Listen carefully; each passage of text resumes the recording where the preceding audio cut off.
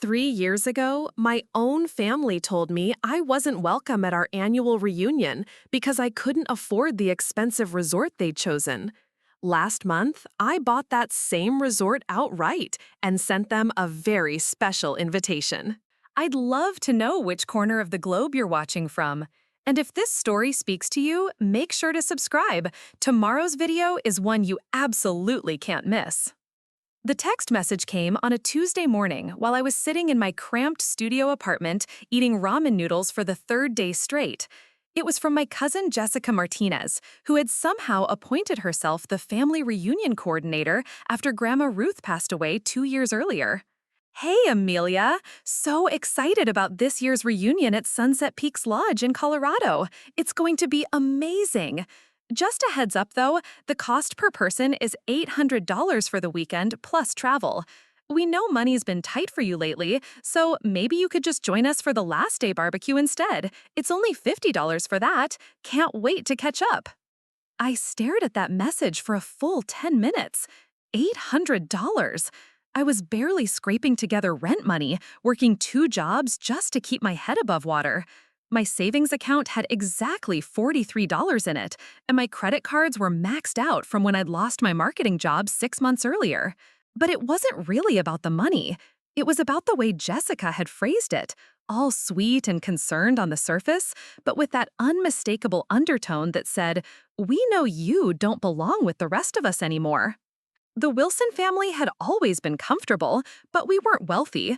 My parents, Robert and Linda Wilson, ran a modest accounting firm in their small Ohio town. My Uncle Mark was a successful contractor, and my Aunt Patricia worked as a nurse practitioner. Nothing extravagant, but stable middle-class lives. Then there was Jessica, who'd married into money when she snagged Derek Martinez, a tech executive who made more in bonuses than most people saw in 5 years. Ever since Jessica joined the family, our reunions had gotten progressively more expensive.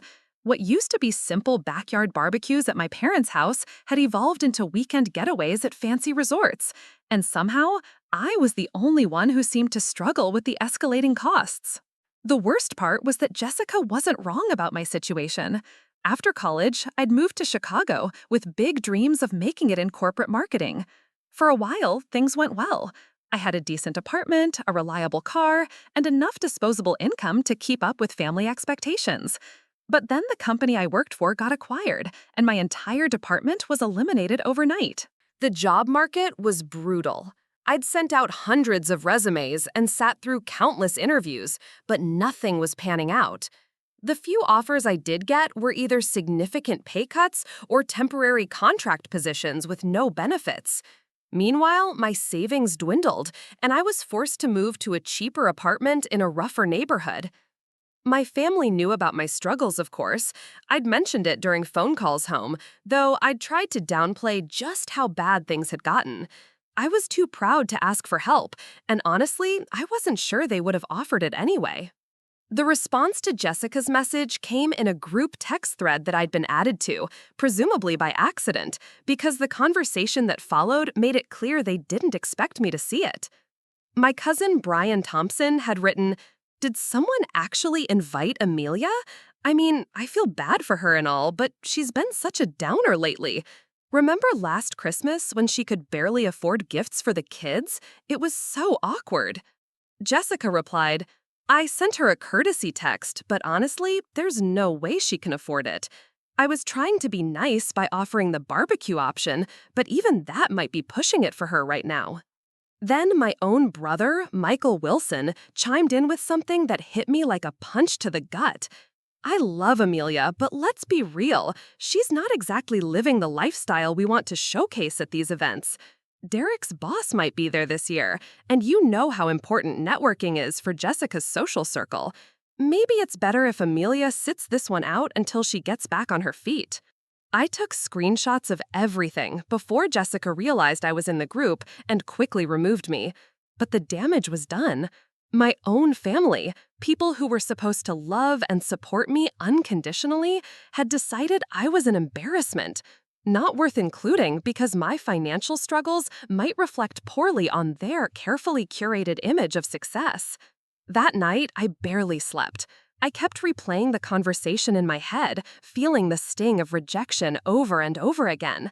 These were the same people who'd celebrated with me when I graduated summa cum laude, who'd cheered when I landed my first big job, who'd always talked about how proud they were of the ambitious young woman I'd become. But apparently, that support came with conditions I'd never realized existed. The next morning, I made a decision that would change everything. Instead of wallowing in self-pity or confronting my family about what I'd seen, I channeled every ounce of hurt and anger into pure determination. If they thought I was down and out, if they believed I'd given up on myself, they were about to learn just how wrong they could be. I started by taking inventory of my situation with brutal honesty. Yes, I was broke. Yes, I was struggling. But I wasn't broken, and I certainly wasn't stupid. I had skills, experience, and a work ethic that had gotten me through college and several years of successful employment. The problem wasn't my capabilities, it was my approach. Instead of continuing to apply for traditional corporate positions that seemed increasingly out of reach, I decided to pivot entirely. I'd always been good with social media and digital marketing, skills that were increasingly in demand among small businesses who couldn't afford big agencies. Within a week, I'd set up a freelance consulting business and started reaching out to local restaurants, boutiques, and service providers who needed help with their online presence. The first few clients paid modestly, but they were thrilled with the results I delivered. Word of mouth spread quickly, and soon I was fielding more inquiries than I could handle alone. I reinvested every penny back into the business, upgrading my equipment, taking online courses to sharpen my skills, and gradually expanding my service offerings. 3 months after that devastating group text, I landed my first major client, a regional restaurant chain that wanted to revamp their entire digital strategy. The contract was worth more than I'd made in my previous job, and it was just the beginning. By the end of that year, I'd built a thriving consultancy with a waiting list of clients and revenue that exceeded my wildest expectations. But success wasn't enough. Every achievement felt hollow because of that underlying wound, the knowledge that my own family had written me off so easily. I kept working, kept growing the business, not just for financial security, but for something deeper. I needed to prove something, not just to them, but to myself. The business continued to expand. I hired my first employee, then a second, then moved into a proper office space. Major corporations started taking notice of my work, and I began consulting for national brands. Within 2 years, what had started as a desperate attempt to pay rent had transformed into a multi-million-dollar company. During this entire time, I maintained minimal contact with my extended family. I sent polite responses to birthday wishes and holiday greetings, but I declined every invitation to family gatherings. When asked, I simply said I was too busy with work, which was true, but not the whole truth. The whole truth was that I was planning something that would require perfect timing, flawless execution, and a level of financial resources that my old self couldn't have imagined. I was going to show them exactly what they'd missed out on when they decided I wasn't worth including. A lot of love and effort went into bringing this story to life. If you're enjoying it, we'd be so grateful if you'd subscribe to our channel. Now, back to where we left off. The opportunity I'd been waiting for came from the most unexpected source, a real estate investor named Thomas Chen who'd been following my company's rapid growth. He called me on a Wednesday afternoon with what he described as an interesting proposition. "Amelia, I've been watching what you've built, and I'm impressed," Thomas said during our lunch meeting at an upscale downtown restaurant. "I represent a consortium of investors looking to diversify into hospitality. We've identified several underperforming resort properties that could benefit from a complete digital transformation and rebranding. Would you be interested in not just consulting on the marketing, but potentially partnering with us as a co-owner?" The conversation that followed would have seemed like fantasy just 3 years earlier.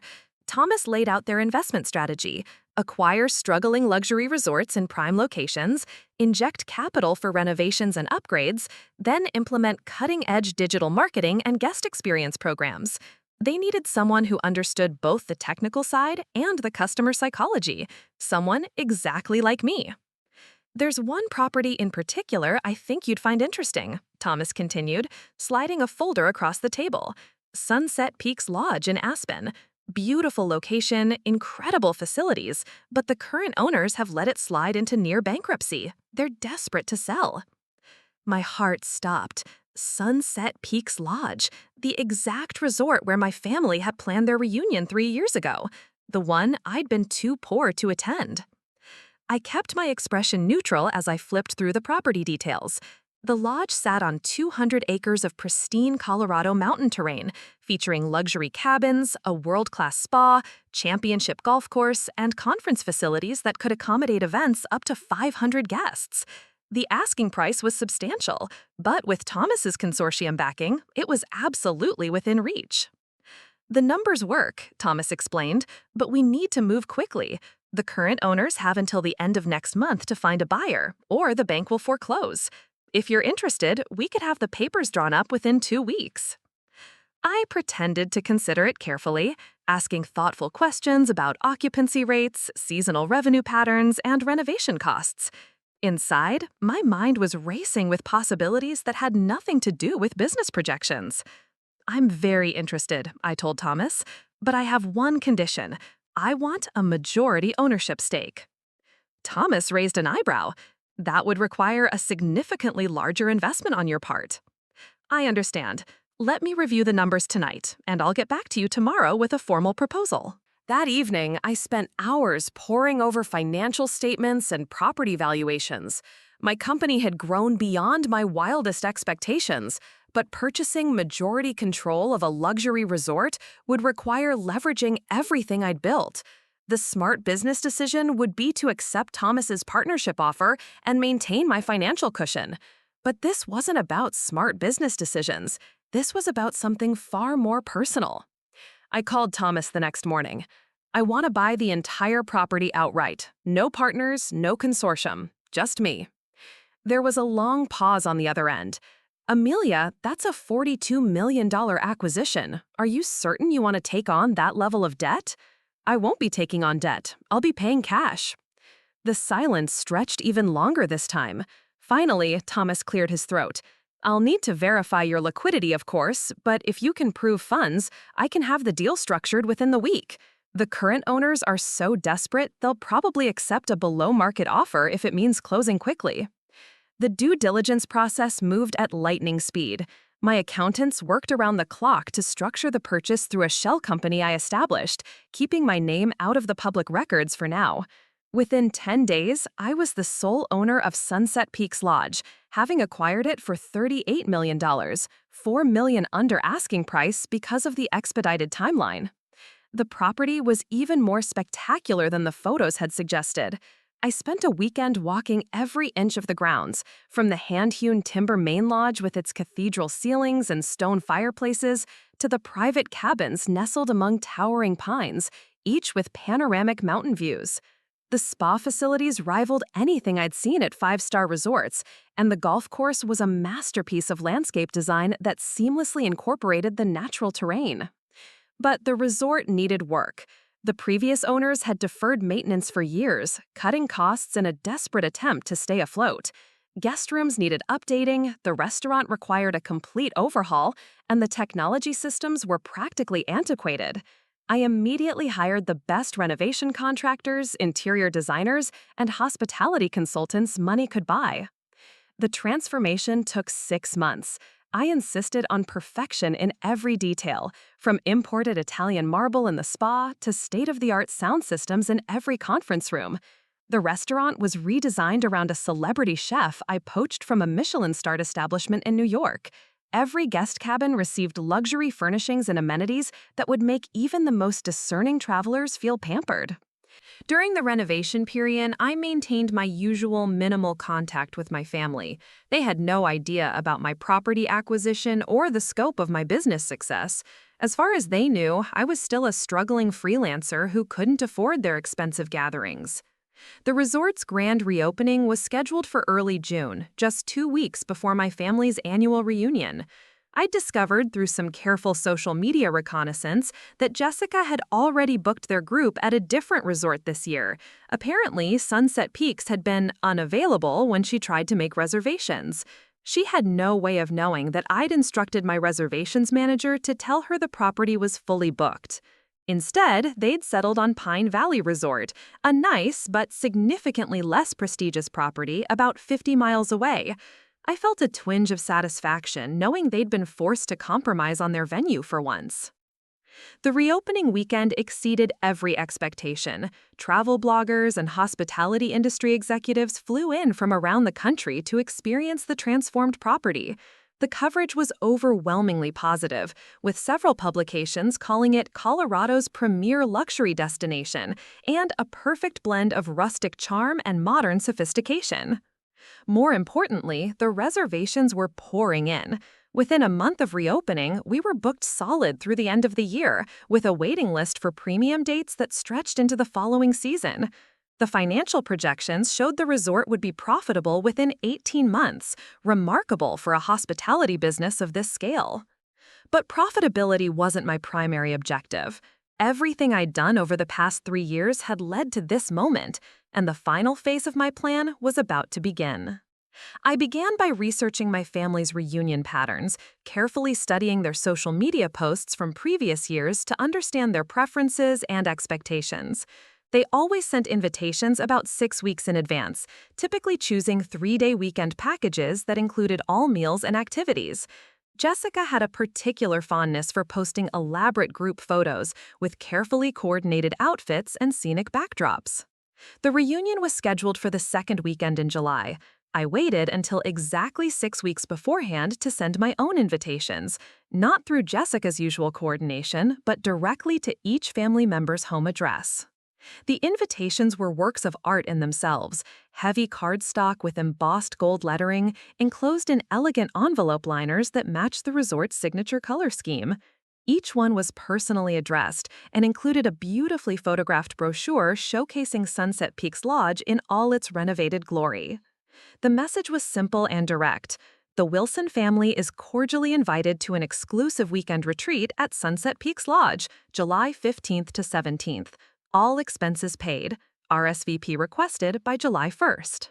I included no indication of who was hosting the event or covering the costs. The return address was simply the resort's business address, and the RSVP instructions directed responses to my assistant's email rather than my own. The responses began arriving within days, and they were exactly what I'd anticipated: excitement, curiosity, and more than a little confusion about who could afford to host the family at such an obviously expensive venue. The first RSVP came from my Aunt Patricia, who called the resort directly instead of using the email. My assistant, Sarah, handled the call perfectly, maintaining the mystery while confirming their reservation for the premium Mountain View cabin.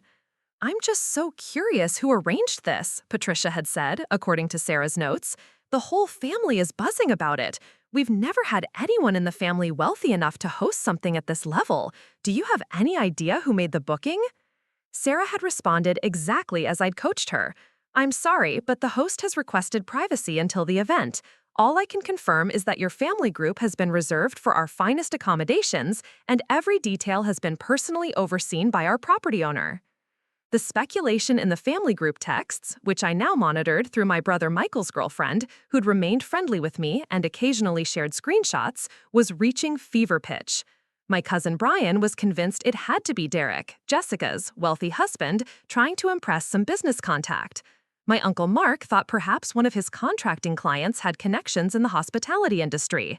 Even my parents were mystified, wondering if some distant relative had struck it rich and wanted to reconnect with the family.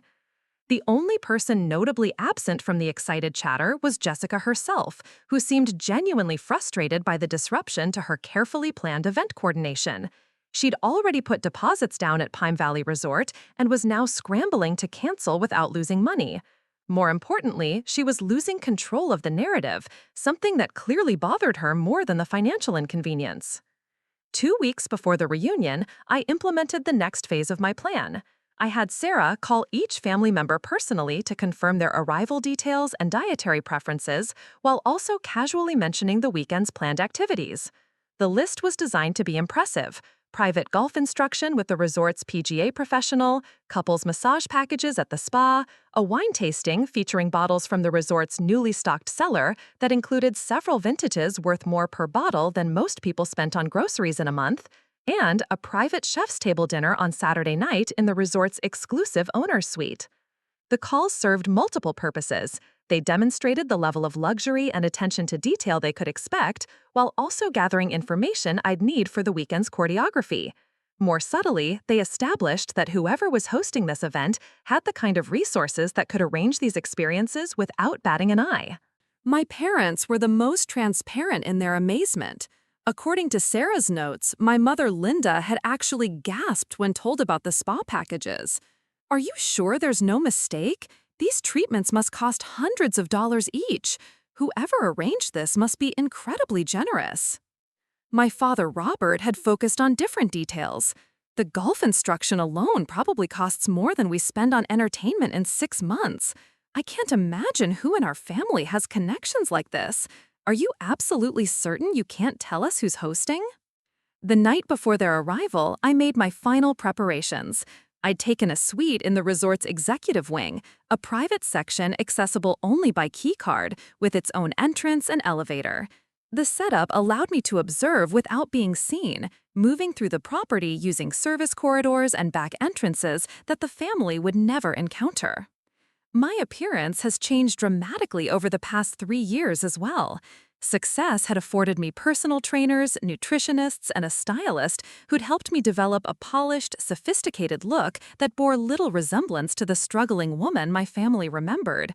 My hair was professionally colored and styled, I'd invested in a wardrobe of tailored clothing that fit my new lifestyle, and I carried myself with the confidence that came from knowing I could buy and sell most problems that used to keep me awake at night. Friday afternoon arrived with perfect Colorado weather. Sunny skies, comfortable temperatures, and the kind of crisp mountain air that made every breath feel invigorating. I positioned myself in the resort's security office, where multiple camera feeds allowed me to watch the main entrance and lobby area without being detected. My parents arrived first, driving their modest Honda Civic up the winding entrance road lined with towering aspens. I watched through the cameras as they stepped out of their car and stared up at the main lodge's impressive facade. Even from a distance, I could see their body language change as they took in the scope and elegance of the property. They moved more slowly, more carefully, like people who suddenly weren't sure they belonged in such surroundings. The valet staff, whom I'd briefed extensively on the weekend's importance, greeted them with the kind of warm professionalism that immediately put guests at ease while simultaneously reinforcing the property's 5-star standards. Within minutes, my parents were being escorted through the main lodge's soaring lobby, their mouths slightly open as they absorbed the massive stone fireplace, hand-forged iron fixtures, and original artwork that adorned the walls. Brian and his wife Amanda arrived next, followed shortly by my Uncle Mark and Aunt Patricia. Each group went through the same process of initial overwhelm, then gradual adjustment to their elevated circumstances. I could practically see them recalibrating their expectations for the weekend in real time. Jessica and Derek's arrival was different. Derek drove a Tesla Model S, not the most expensive car I'd seen at the resort, but certainly respectable. Jessica emerged from the passenger seat already posing for photos, her designer outfit clearly chosen to project affluence and sophistication. Unlike the others, she moved through the lobby with practiced confidence, as though luxury resorts were a regular part of her life. But I noticed the subtle signs of her discomfort too. The way her eyes darted around, cataloging details and trying to assess the cost of everything she saw. The slight tightness around her mouth when the concierge mentioned that their welcome champagne was a 2015 Dom Perignon. The momentary pause when she realized the standard Mountain View cabin they'd been assigned was actually a 2-bedroom suite with a private hot tub and panoramic windows. The last to arrive was my brother Michael, accompanied by his girlfriend Rachel. Michael had always been the most perceptive member of our family, and I could see him processing the disconnect between the event's obvious expense and his knowledge of everyone's financial capabilities. He spent several minutes at the reception desk, asking detailed questions about the resort's ownership and history that the staff deflected with practiced diplomatic non-answers. By Friday evening, the entire group had settled into their accommodations and gathered in the main lodge's bar area for cocktails before dinner. I observed from a discreet balcony overlooking the space, close enough to hear their conversations, but concealed behind decorative screening. The dominant topic of conversation was, predictably, speculation about their mysterious host. The theories had grown increasingly elaborate throughout the day as they'd experienced more of the resort's luxury amenities. "Whoever arranged this has serious connections," Derek was saying, swirling a glass of 20-year-old single malt whiskey that cost more per ounce than most bottles of wine. "I've stayed at properties like this for business, and you don't just call up and book a group this size on short notice. Someone made this happen with influence, not just money." Brian nodded enthusiastically. "I'm thinking it has to be connected to Mark's business somehow. Maybe one of those wealthy clients whose house you remodeled last year." My uncle Mark shook his head. "I've been thinking about that all afternoon, and I can't come up with anyone. Even my biggest jobs aren't the kind of money that would make someone grateful enough to spend $50,000 or $60,000 on a family reunion." "50 or 60, Jessica laughed, but there was no humor in it. "Derek, tell them what you think this weekend is actually costing." Derek took another sip of his whiskey before answering. "Based on the accommodations, the meal packages, the activity credits they mentioned, and the level of service we've seen so far, I'd estimate closer to $150,000 minimum, probably more if they've arranged anything special that we haven't seen yet." The silence that followed was profound. I watched my family members process that number, their expressions shifting as they realized the true scope of what someone had done for them. My parents looked almost uncomfortable, as though they were receiving charity they didn't deserve. Brian and Amanda exchanged glances that suggested they were wondering what obligations might come with such generosity. But Jessica's reaction was the most interesting. She looked genuinely angry, though she was trying to hide it behind a forced smile.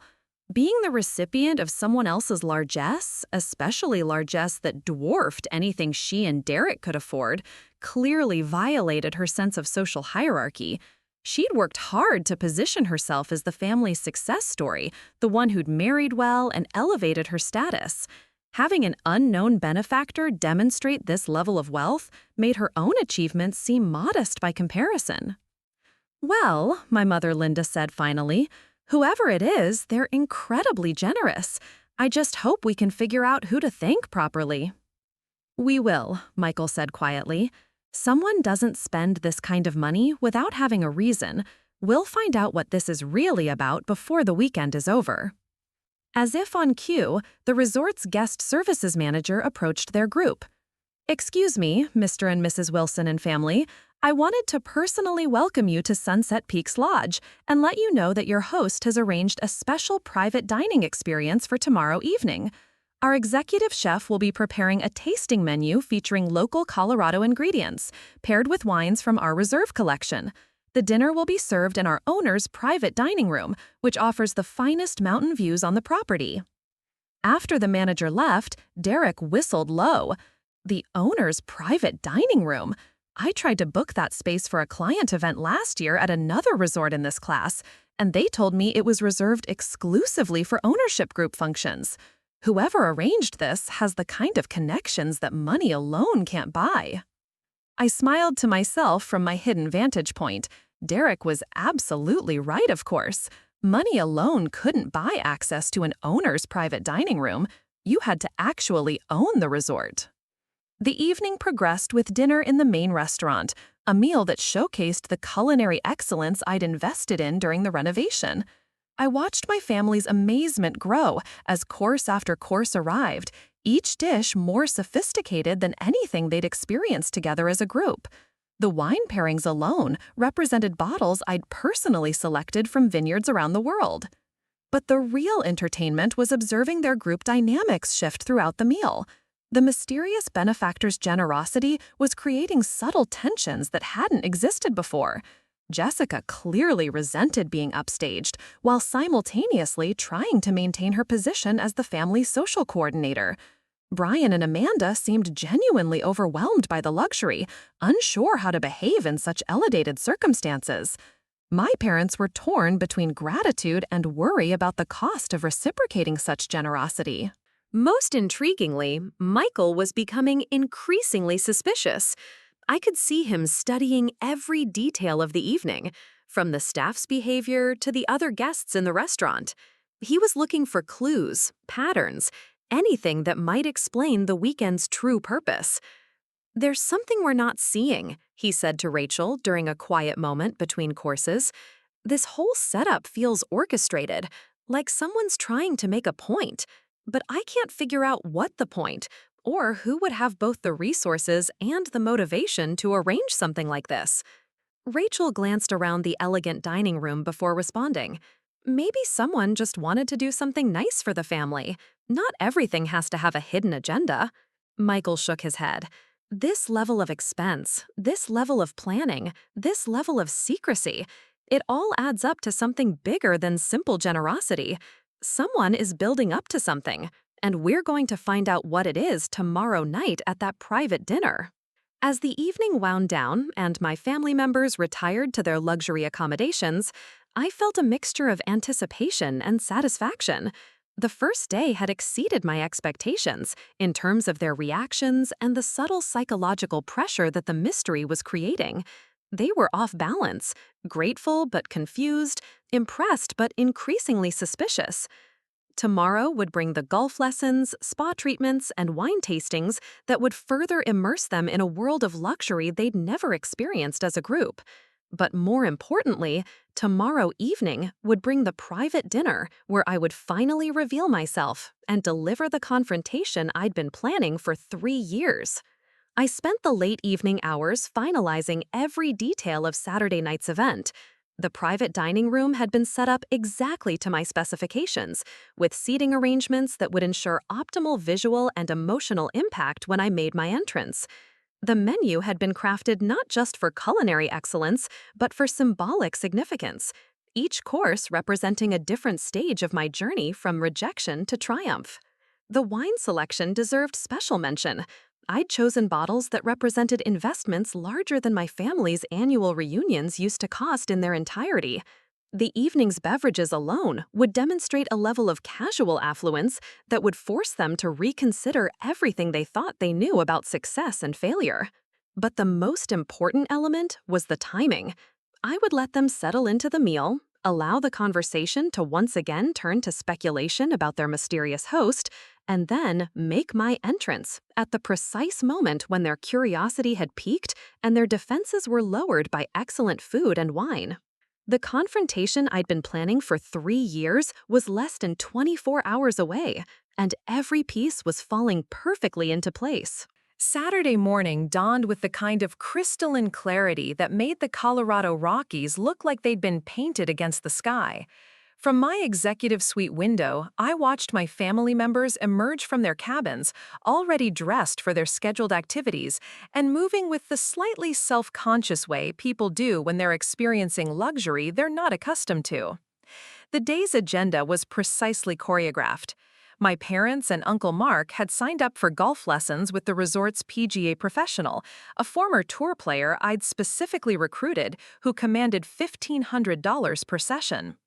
Jessica and Patricia had booked the full spa experience, including treatments that used rare minerals imported from Switzerland and massage techniques that required specialized certification. Brian and Amanda opted for the private wine tasting, which featured selections from my personal collection that I'd been building since acquiring the resort.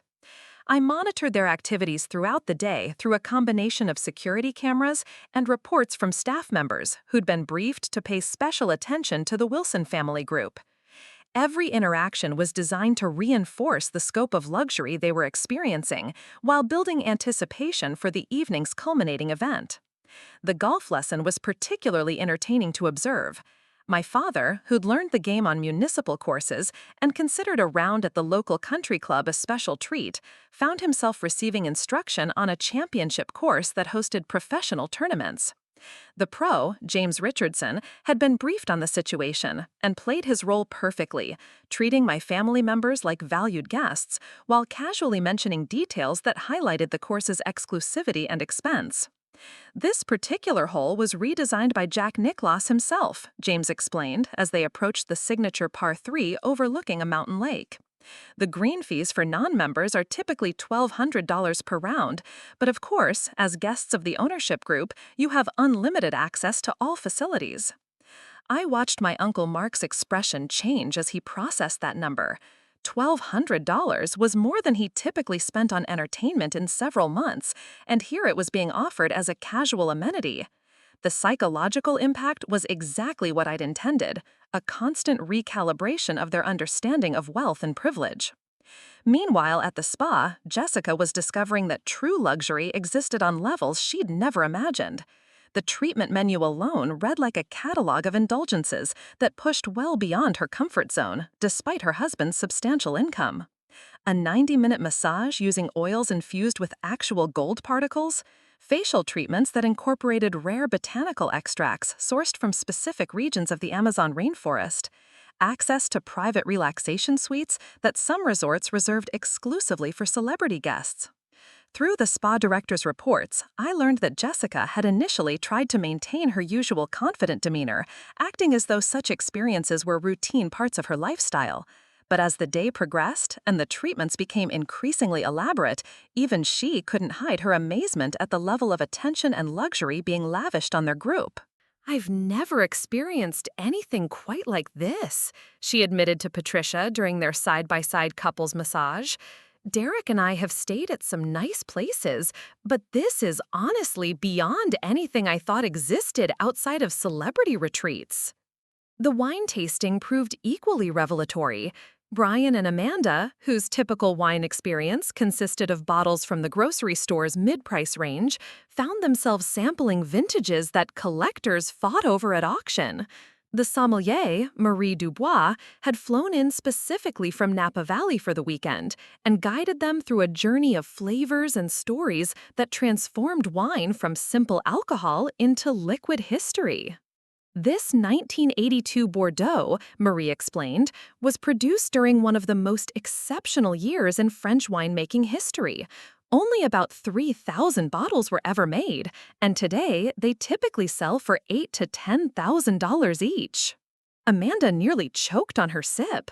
$10,000 for one bottle of wine? Indeed, Marie replied smoothly. Your host clearly has exceptional taste and extraordinary generosity to share such treasures with family. By late afternoon, the psychological preparation was complete. My family had spent the day immersed in luxury that exceeded their wildest expectations, while constantly being reminded that someone within their circle possessed resources that dwarfed anything they'd previously imagined. The mystery of their benefactor's identity had grown from curious speculation to genuine obsession. I spent the hours before dinner making final preparations in the owner's private dining room. The space was my masterpiece, a circular room with floor-to-ceiling windows offering panoramic mountain views, furnished with a custom dining table carved from a single piece of Colorado aspen. The lighting system could be adjusted to create any ambiance, from bright and energetic to intimate and dramatic. Tonight, I'd chosen settings that would create perfect visibility for every facial expression and reaction. The menu I'd designed with the executive chef was both culinary art and personal statement. Each course represented a different phase of my journey, from family rejection to ultimate triumph. The appetizer featured ingredients I'd learned to appreciate during my lean years, simple, humble foods elevated through sophisticated technique and presentation.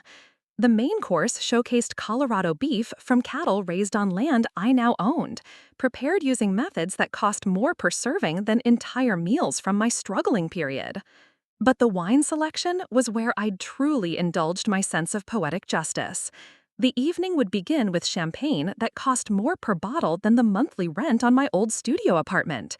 The dinner wines included selections from my private reserve that represented investments larger than the annual salaries I'd earned during my corporate days. By the time they finished the meal, my family would have consumed more value in beverages than they typically spent on food in several months. At 7 o'clock, I watched through the security monitors as my family gathered in the main lodge lobby, dressed in their finest clothing for the promised private dinner. They moved with a mixture of excitement and nervous energy, still speculating about their host's identity, but clearly anticipating some kind of revelation. Jessica had chosen an outfit that I recognized as expensive, likely something she'd purchased specifically for this weekend to ensure she looked appropriate for whatever level of wealth they might encounter. Derek wore a suit that spoke of quality and taste, though I could tell it wasn't custom-tailored. My parents had clearly struggled with the dress code, settling on their best formal wear that nevertheless looked modest compared to the evening's elegant setting. Michael continued to study everything with the intensity of someone convinced he was missing important clues. I'd noticed him taking photos throughout the day, not typical vacation snapshots, but careful documentation of architectural details, staff uniforms, and artistic elements that might later help him research the property's ownership and history. "I've been thinking about this all day," he said to Rachel as they waited for the others to gather. "Someone goes to this kind of expense and effort for one of two reasons. Either they want something from us or they want to prove something to us. Either way, we're about to find out what this weekend has really been about." The guest services manager appeared precisely on schedule to escort them to the private dining room. I watched them follow him through corridors they hadn't seen before, past original artwork and architectural details that reinforced the property's exclusivity. Their expressions grew more anticipatory with each step, sensing they were approaching something significant. The private dining room's double doors opened to reveal the evening stage perfectly set. The table gleamed under soft lighting that made the crystal and silver service sparkle like jewelry. The panoramic windows framed a sunset that painted the mountains in shades of gold and purple that seemed almost too perfect to be natural. Fresh flowers from the resort's greenhouse created centerpieces that filled the air with subtle fragrance. But most importantly, the table was set for 8, one more place setting than their group required. I heard Jessica comment on the discrepancy as they took their seats, according to carefully planned place cards. "There's an extra setting. I wonder if someone else is joining us tonight." "Maybe our mysterious host is finally going to reveal themselves," Brian suggested, settling into his chair with the slightly careful movements of someone surrounded by obviously expensive items. The meal began flawlessly. Servers appeared with the precision of ballet dancers, presenting each course with brief explanations that highlighted the ingredients' rarity and the chef's innovative techniques. The champagne flowed freely, gradually relaxing the group's nervousness and encouraging increasingly animated conversation about their weekend experience. As the evening progressed, their speculation about their host became more creative and elaborate. Derek suggested it might be a long-lost relative who'd made a fortune in tech. Patricia wondered if someone was considering including the family in a business venture. Brian theorized that maybe one of them had won a contest they'd forgotten entering. Only Michael remained skeptical of the benevolent explanations. "I keep coming back to the timing," he said during the third course. 3 years ago, we had that whole situation with Amelia not being able to afford the reunion at this exact resort. Now someone mysteriously brings us here for an experience that probably costs more than most people make in a year. That's not a coincidence." The mention of my name sent a visible ripple through the group. I'd been watching for this moment, knowing that someone would eventually connect the dots between my absence and their current circumstances. The guilt and discomfort that crossed their faces confirmed that they all remembered exactly what had happened 3 years earlier. "That's ridiculous," Jessica said quickly, but her voice carried a defensive edge. "Amelia was barely scraping by the last time we talked to her. There's no way she could afford something like this. Besides, why would she want to include us after—" She trailed off, apparently realizing that finishing that sentence would require acknowledging how they'd treated me. "After what?" Michael pressed. "After we decided she was too poor to include in our family gatherings? After we made her feel embarrassed?" The uncomfortable silence that followed was exactly what I'd been waiting for. This was my moment. I stood from my position in the adjacent service corridor and walked through the dining room's main entrance, my footsteps silent on the thick carpet. For several seconds, none of them noticed me. They were too absorbed in their awkward conversation about my past circumstances. When my father finally looked up and saw me standing there, his face went completely white. The expression of shock that crossed his features was so profound that the others immediately turned to see what had caused his reaction. The silence that followed was absolute. 8 people froze in various stages of surprise, confusion, and dawning realization as they processed my presence and its implications. Jessica's wine glass stopped halfway to her lips. Brian's fork remained suspended over his plate. Amanda's mouth actually fell open. I walked slowly around the table to the empty chair, the 9th place setting that had been waiting for me all along. I was wearing a custom-designed evening dress that had cost more than my family used to spend on entire vacations, paired with jewelry that represented investments in precious stones and rare metals. Every element of my appearance had been chosen to demonstrate prosperity and sophistication that left no doubt about my transformed circumstances. "Hello, everyone," I said, settling into my chair with the calm confidence of someone completely comfortable in luxurious surroundings. "I hope you've been enjoying your stay at my resort." The reactions were immediate and varied. My parents looked stunned into speechlessness. Brian and Amanda exchanged glances that suggested they were wondering if they were hallucinating. Derek's business-trained mind was clearly racing to calculate the financial implications of what I'd just revealed. But Jessica's reaction was the most satisfying.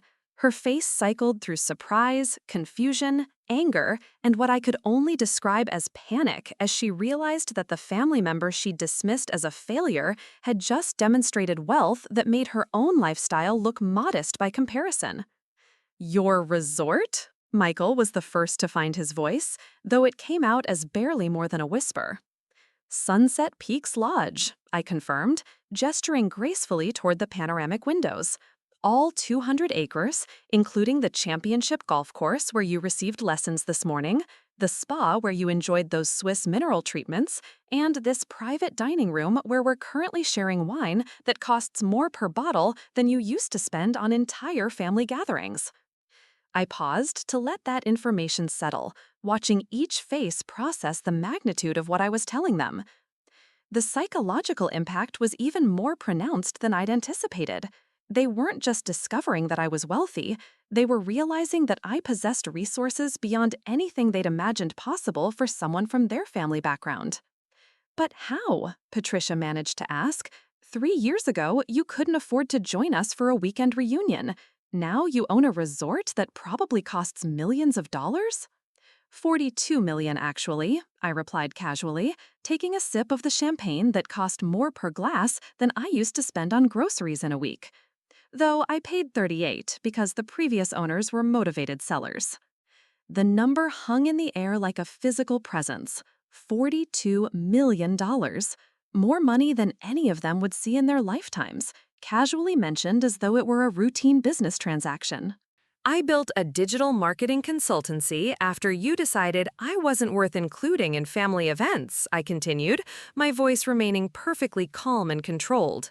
"It turns out that being excluded from expensive reunions gave me plenty of time to focus on building something meaningful.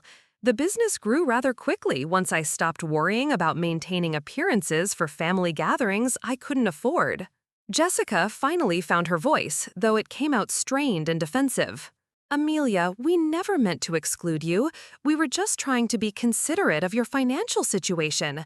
We thought offering alternatives like the barbecue option would help you feel included without putting pressure on your budget." I smiled at her, the expression warm enough to seem friendly while carrying an undercurrent that made her shift uncomfortably in her chair. "Jessica, that's very kind of you to say, but I actually have copies of the group text messages where you, Brian, and Michael discussed how I was such a downer and might reflect poorly on Derek's business networking opportunities. Would you like me to read them aloud for everyone?" The color drained from Jessica's face at the mention of the group texts. She knew exactly what messages I was referring to, and the panic in her eyes confirmed that she remembered every cruel word. Brian shifted uncomfortably in his seat, suddenly very interested in the pattern on his dinner plate, while Michael looked like he wanted to disappear entirely.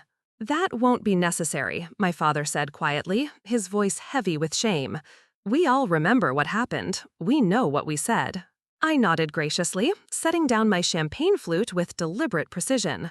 "I'm glad we can speak honestly, because honesty is exactly what this evening is about." I gestured elegantly around the opulent dining room, the motion encompassing not just the space, but everything they'd experienced over the past 2 days. "You see, when you decided I wasn't successful enough to join your family gatherings, you made an assumption about my character. You assumed that because I was struggling financially, I had somehow given up on myself, that I was content to remain a downer who might embarrass you in front of important business contacts." Derek cleared his throat nervously. "Amelia, I think there might be some misunderstanding about—" "Please," I interrupted smoothly, raising one manicured hand. "Let me finish. You assumed that my temporary financial difficulties defined my worth as a person and my value as a family member. You made a collective decision that love and support were conditional on maintaining a certain income level." The silence stretched uncomfortably as each family member grappled with having their behavior described so starkly. My mother looked like she might cry, while my Uncle Mark stared out the panoramic windows as though the mountain view might offer some escape from the conversation. "But here's what you failed to understand," I continued, my voice gaining strength and authority. "Excluding me didn't hurt my feelings for a few days and then faded away. It fundamentally changed how I saw myself and what I was capable of achieving. When my own family decided I wasn't worth including, I had 2 choices: accept that judgment or prove it completely wrong." I stood and walked to the windows, looking out at the mountain landscape that I now owned as far as the eye could see. The symbolic power of the moment wasn't lost on anyone in the room. I was literally standing above them, surveying domains that represented wealth beyond their comprehension. "I chose to prove you wrong," I said, turning back to face the table. "But not just wrong about my potential for success, wrong about what success actually means, and wrong about what family should be." Brian finally found his voice, though it came out shaky and uncertain. "Amelia, we're so sorry. We had no idea you would become so successful. If we had known—" "If you had known what?" I cut him off, my tone sharp enough to make him flinch. "You would have treated me differently based on my bank account balance? You would have been kinder because I might someday be useful to you?" I walked back to my chair, but remained standing, using the height advantage to maintain psychological control of the room. "Brian, do you understand what you just said? You apologized for not predicting my future wealth, not for treating me badly when I needed support.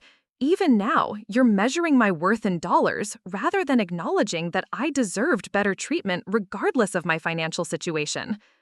Amanda nudged Brian with her elbow, clearly recognizing that he was making things worse.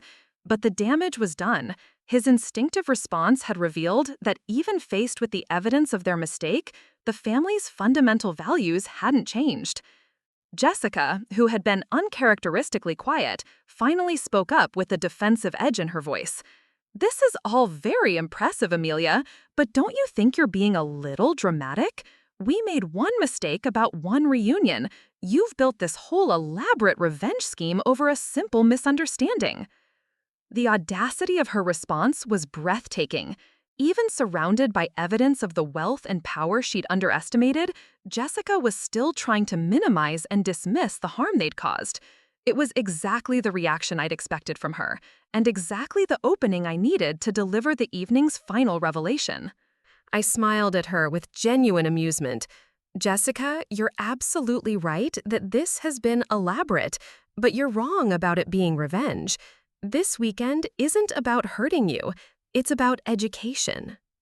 I moved to a side table where I'd placed a leather portfolio, retrieving several documents that I'd prepared specifically for this moment. You see, I didn't just buy this resort to make a point about my success. I bought it as an investment, and like any good investment, it needs to generate returns. I handed the first set of documents to Derek, whose business background would help him understand their significance fastest. Those are the employment contracts for the new management company I'm establishing to run Sunset Peaks Lodge. The general manager position offers a salary that's probably 50% higher than Derek's current income, plus equity participation and performance bonuses. Derek's eyes widened as he scanned the contract terms. The compensation package was indeed generous, the kind of opportunity that could transform someone's entire financial trajectory. But more importantly, it represented the kind of career advancement that someone in his position would find nearly impossible to decline. The spa director position, I continued, handing another contract to Patricia, would allow you to utilize your medical background in a luxury wellness environment. The salary and benefits package includes housing allowance since the position requires residence on the property. Patricia read through her contract with growing amazement. The offered position would not only pay significantly more than her current nursing job, but would place her in charge of a world-class facility with a budget larger than most hospitals. I distributed additional contracts around the table. A golf course management position for my Uncle Mark that would leverage his construction background while paying twice his current income. A luxury events coordination role for Jessica that would give her the social status she craved along with substantial compensation. And a resort marketing director position for Brian that would utilize his communications degree for the first time in years. What you're looking at, I explained as they absorbed the details, are opportunities to join me in building something extraordinary, not as charity recipients, but as valued team members whose skills and talents would contribute to the resort's continued success. My father looked up from his contract with tears in his eyes.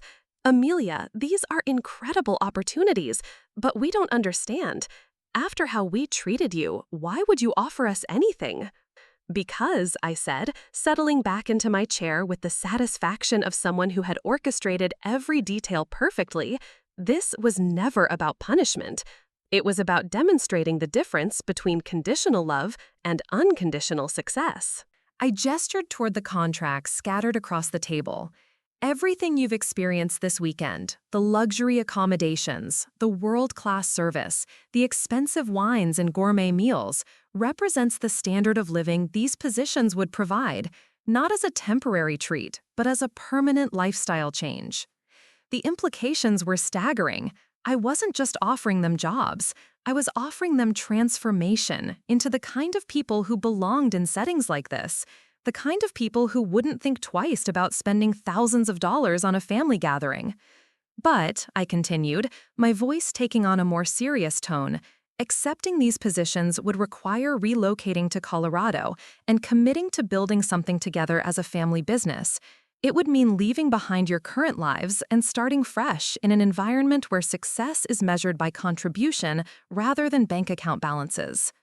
Jessica stared at her contract with an expression that cycled between amazement and calculation. The events coordinator position would place her in charge of luxury weddings, corporate retreats, and social gatherings for the kind of wealthy clientele she'd always aspired to serve. The salary alone would double her current household income, and the social connections would be invaluable for Derek's career aspirations. There's one more thing, I said, retrieving a final document from my portfolio. I've established a family foundation with an initial endowment of $5 million. Its mission is to provide support for family members facing temporary financial difficulties, the kind of support that might help someone avoid feeling excluded from family gatherings because of economic circumstances. The irony wasn't lost on anyone. I'd created a charitable foundation specifically designed to prevent other families from experiencing the kind of rejection I'd endured, while simultaneously offering my own family the chance to participate in administering that support.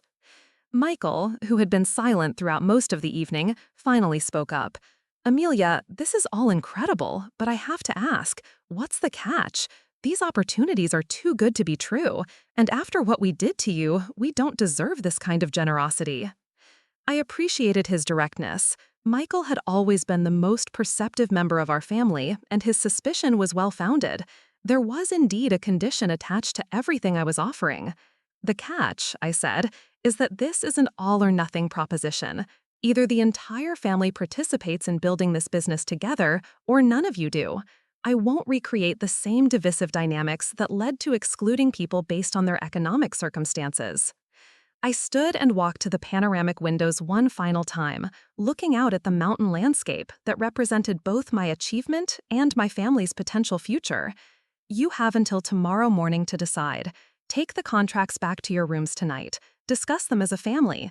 Consider not just the financial benefits, but what it would mean to start over together in a place where everyone's contribution is valued equally.